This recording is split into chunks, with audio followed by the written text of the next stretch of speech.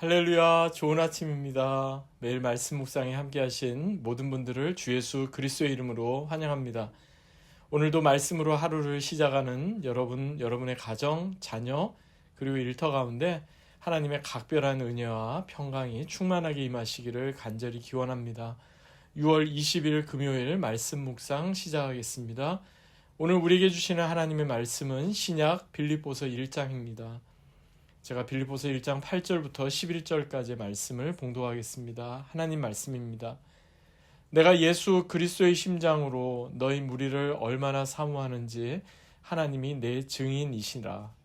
내가 기도하노라. 너희 사랑을 지식과 모든 총명으로 점점 더 풍성하게 하사 너희로 지극히 선한 것을 분별하며 또 진실하여 허물 없이 그리스도의 날까지 이르고 예수 그리스도로 말미암아 의의 열매가 가득하여 하나님의 영광과 찬송이 되기를 원하노라. 아멘. 이는 우리에게 주시는 하나님의 말씀입니다. 주님 감사합니다. 이 본문을 중심으로 지극히 선한 것을 분별하며 라는 제목으로 하나님 말씀 함께 나누겠습니다. 분별, 디서먼트라고 하죠. 분별은 굉장히 중요한 부분입니다. 사실 성령의 은사 가운데 하나가 바로 분별입니다. 영분별의 은사. 고린도전서 12장 10절에 이렇게 나오죠. 그리고 무엇보다도 이 분별에 대해서 성경은 구약에도 그렇고 신약에도 그렇고 여러 가지로 많이 이렇게 말씀하는데요. 예를 들어서 솔로몬이 기록한 잠언 14장 12절 보니까 어떤 길은 사람의 보기에 바르나 필경은 사망의 길이라 이 말씀이 있고요. 사도 요한은 요한일서 4장 1절에서 영을 다 믿지 말고 오직 영들이 하나님께 속하였나 시험하라, 즉 분별하라 말씀했습니다. 예수님께서도 요한복음 7장 17절에서 사람이 하나님의 뜻을 행하려 하면 이 교훈이 하나님께로부터 왔는지 내가 스스로 말함인지 알리라 말씀하셨습니다. 무엇보다도 하나님께서 지금도 우리에게 말씀하고 계시다. God speaks today. 이것이 우리의 신앙에서 중요한 부분인데요. 하지만 우리가 그처럼 하나님께서 우리에게 말씀하시는 것을 잘 알아듣지 못하고 분별하지 못하는 이유는 무엇 때문이겠습니까? 우리에게 들려주신 하나님의 말씀 제대로 실천하지 못하기 때문일 겁니다. 그리고 그 말씀을 우리가 귀를 기울이지 않기 때문일 겁니다. 일찍이 모세는 가나안 입성을 앞둔 이스라엘 백성들을 향해서 신명기 30장에서 이렇게 말씀했죠.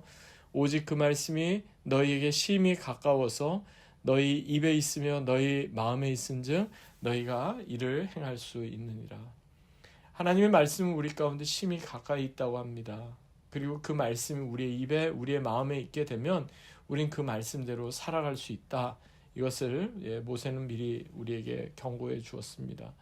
오늘 본문에서 사도 바울이 빌립보 교회 성도들에게 말씀하고자 하는 것, 그게 바로 이제 분별에 관한 말씀인데요. 지극히 선한 것을 옳게 분별하고 또한 진실하여 허물이 없고 그리스도의 날까지 이르기 위해서 사도 바울이 강조한 것이 있죠. 본문 9절 10절 한번 보시겠습니다. 내가 기도하노라. 너희 사랑을 지식과 모든 총명으로 점점 더 풍성하게 하사 너희로 지극히 선한 것을 분별하며 진실하여 허물 없이 그리스도의 날까지 이루고.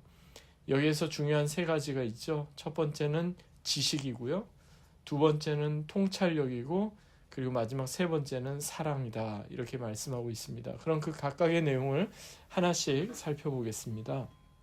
첫 번째로 올바른 분별을 위해 우리에게 요구되는 것은 지식인데요. 그냥 지식이 아니라 참된 지식, real knowledge가 필요하다는 사실입니다.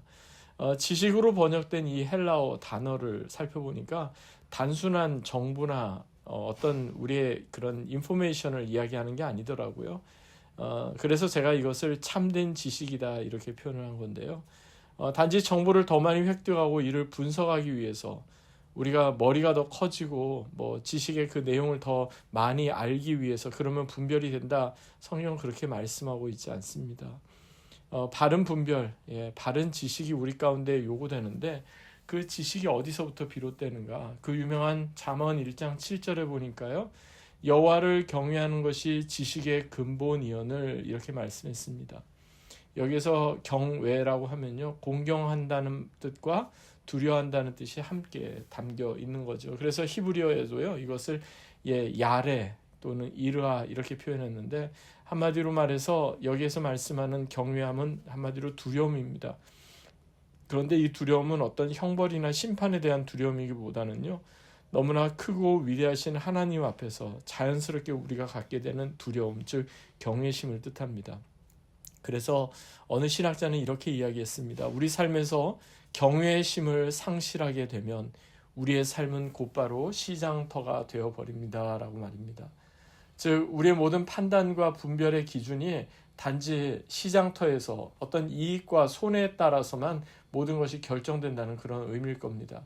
그러므로 참된 지식, 즉 하나님을 경외하는 지식이 우리에게서 사라져 버리면 어떻게 될까요? 마치 안개가 자욱하게 껴서 앞을 제대로 분간할 수 없는 것처럼 모든 것은 다 불분명하고 희미해질 수밖에 없는 겁니다. 그래서 유대인 신학자 아브라함 헤셀 같은 경우는요, 경외의 순간은 곧 자기 정화의 순간이다 라고까지 표현을 했던 걸 봅니다. 그렇습니다. 참된 지식이 우리 안에 더해질수록 우리는 하나님을 더욱 경외하게 됩니다. 하나님의 말씀을 알면 알수록 그 크신 하나님을 우리는 더 경외하게 되고, 그것은 곧 우리 영혼의 정화로 이어지게 되는 것입니다. 하나님을 대적하여 높아진 오늘날의 세속적이고 물질적인 세상 속에서도 하나님을 경외하는 참된 지식이 우리 가운데 더해짐으로 옳게 분별하는 저와 여러분 되시기를 간절히 소망합니다. 두 번째는 통찰력, 인사이트인데요. 바른 분별을 위해서 우리에게 요구되는 인사이트, 통찰력은 과연 무엇일까? 사실 지난번에도 말씀드린 것처럼 지금 사도 바울은 감옥에 갇힌 상태에서 빌립보서를 기록을 했죠. 하지만 바울은 조금 더 자신의 신세를 한탄하거나 환경을 불평하거나 또는 다른 사람들을 향해서 원망을 또는 불만을 표현하지 않았습니다. 그 이유는 그가 비록 감옥에 갇혀서 아무것도 할 수 없는 그런 막막한 상황에 놓여 있었지만 그는 깊은 영적 통찰력, spiritual inspiration, spiritual insight를 그 안에서도 발휘할 수 있었기 때문입니다. 사도행전 16장에서 사도 바울이 빌립보에서 처음 복음을 전했던 그 이야기가 소개가 되고 있는데요. 당연히 하나님께서 주신 그 환상, 마게도냐 사람의 그 환상을 보고, 그리고 첫 번째 마게도냐 지방의 첫 번째 성읍인 빌립보에서 이제 복음을 전했다면 모든 것이 다 일사천리로 어떤 어려움이나 어떤 갈등이나 그런 것 없어야 되는데, 사실 사도 바울 일행은 빌립보에서 점을 치던 어느 여종에게서 귀신을 쫓아냈다고 해서 큰 공경에 처하게 되죠. 재판도 제대로 받지 못한 상태에서 심하게 매를 맞고 감옥에 갇히는 일이 벌어진 겁니다. 당연히 암담한 상황 가운데 감옥에 갇힌 사도 바울과 실라, 그런데 그들은 감옥 안에 갇혀 있었지만 하나님을 찬양합니다. 그날 밤 지진이 나서 옥문이 열리고 그들을 채웠던 쇠사슬이 풀리는 기이한 일을 경험하게 되죠. 바로 그 순간 죄수들이 모두 탈출했을 것으로 여기고 자살을 시도했던 간수를 향해 바울과 실라가 외칩니다. 당신의 몸을 상하게 하지 마십시오. 우리가 다 여기 있습니다. 라고요. 그리고 이 일을 계기로 빌립보 감옥을 지키던 간수와 그의 온 집안 사람들이 예수님을 영접하고 세례를 받는 놀라운 일이 벌어진 겁니다. 어쩌면 빌립보에서 일어났던 첫 번째 회심의 사건은요, 바로 감옥에 갇혀 있기 때문에 일어날 수 있었던, 그러니까 그가 왜 내가 감옥에 갇히고 이렇게 매를 맞고 억울함을 당하는가 생각했을지 몰라도 오히려 그것 때문에 복음의 진보가 일어나고 오히려 그것 때문에 믿지 않던 자가 주님 안에 회복되는 놀라운 역사가 일어난 겁니다. 한마디로 이 사건을 통해서 사도 바울은 깊은 영적 통찰력을 얻게 된 거죠. 헨리 나우엔도 자신의 책 분별력에서 분별은 일상에서 하나님이 어떻게 일하시는지를 아는 영적 통찰력이자 경험 지식으로 영성 훈련을 통해 얻는다라고 했습니다. 또한 분별은 겉으로 드러나는 현상을 보고서 그 현상 너머에 있는 더 깊은 의미를 간파하는 것이라고 했습니다. 여러분, 문제의 핵심을 꿰뚫어 보고 그 속에 감추어진 내면을 간파하기 위해 하나님께서는 우리에게 영적인 통찰력을 주십니다. 그리고 그 영적인 통찰력을 갖게 되면, 분별을 하게 되면 우리는 아무리 어려운 상황과 환경에 직면하더라도 이 가운데에도 하나님께서 역사하시고 하나님께서 또한 계획하시는 놀라움이 있음을 우리는 분명히 확신하게 되는 것입니다. 우리가 오늘 만나는 사람, 또는 우리가 지금 직면한 여러 환경과 여러 답답한 문제 앞에서도 여러분, 다시 한번 하나님께서 우리 가운데 역사하고 계심을 늘 기억하실 수 있기 바랍니다. 모든 것은 마치 나무의 뿌리가 서로 뒤엉켜 있는 것처럼 서로 연결되어 있습니다. 그래서 우리는 이 모든 것을 꿰뚫어 보고 간파할 수 있는 영적 통찰력이 우리 가운데 날마다 요구되는 것입니다. 마지막으로 바른 분별을 위해서 우리에게 요구되는 것, 그것은 바로 사랑입니다. 다시금 본문 9절부터 마지막 11절까지 말씀을 보시겠습니다. 제가 봉독하겠습니다. 내가 기도하노라. 너희 사랑을 지식과 모든 총명으로 점점 더 풍성하게 하사 너희로 지극히 선한 것을 분별하며 또 진실하여 허물없이 그리스도의 날까지 이루고 예수 그리스도로 말미암아 의의 열매가 가득하여 하나님의 영광과 찬송이 되기를 원하노라. And this is my prayer. 내가 기도하노라. 한마디로 오늘 본문 9절부터 11절은요, 하나의 기도문입니다. 그런데 사도 바울의 이 기도문을 우리가 곰곰이 되짚어보면 그 내용이 매우 심오하구나 하는 것을 발견하게 되죠. 즉, 바른 분별을 위해서 참된 지식, true knowledge와 영적 통찰력, spiritual insight가 우리에게 요구되지만 이것만 가지고는 충분하지 않다는 겁니다. 사실 너무나 혼란스럽고 너무나 모호한 우리의 삶에서 매 순간 하나님의 뜻을 분별해내는 것 쉽지 않습니다. 그래서 위대한 영성가들도 이것을 위해서 반드시 기도와 훈련, 공동체가 필요하다, 이렇게 입을 모으고 있는 거죠.